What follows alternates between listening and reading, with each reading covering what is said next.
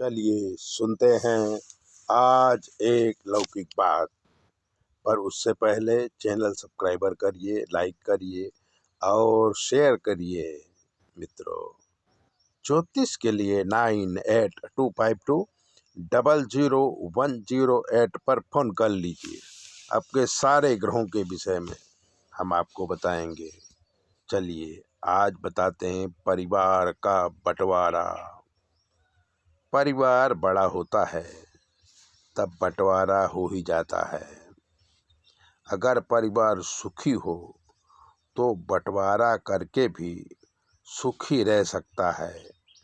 पर अक्सर ये देखा गया है कि बंटवारे के बाद परिवार गरीब हो जाता है, क्योंकि बंटवारा न्यायपूर्ण नहीं होता।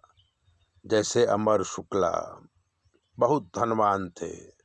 अमर शुक्ला को 2 बेटे हुए, बड़ा बेटा सुधीर और छोटा बेटा सुनील।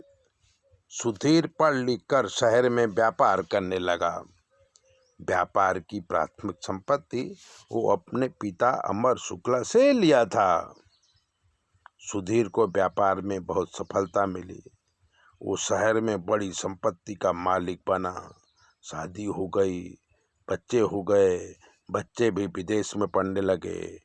गांव में पिताजी के साथ रहने वाला सुनील ज़्यादा पढ़ा नहीं और गांव की संपत्ति में ही ध्यान रखता। उसकी भी शादी हो गई। 3 बच्चे थे जो पढ़ रहे थे। सुनील आलसी था। गांव में भी नौकरों से ही खेती बाड़ी करवाता था और इधर उधर घूमा करता था, जिससे उसकी प्रगति खास नहीं हुई। बच्चे पढ़ रहे थे, सभी का खर्चा शुक्ला जी ही उठाते थे। बच्चे बड़े हो गए और शुक्ला अपनी पत्नी सहित स्वर्ग सिधार गए। तब घर का मालिक सुनील बना और गांव की संपत्ति का संचालन करने लगा।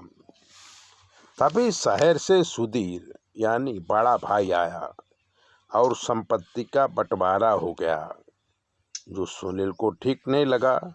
सुनील का कहना था कि जो शहर की संपत्ति है उसमें उसे भी हिस्सा चाहिए, मिलना चाहिए।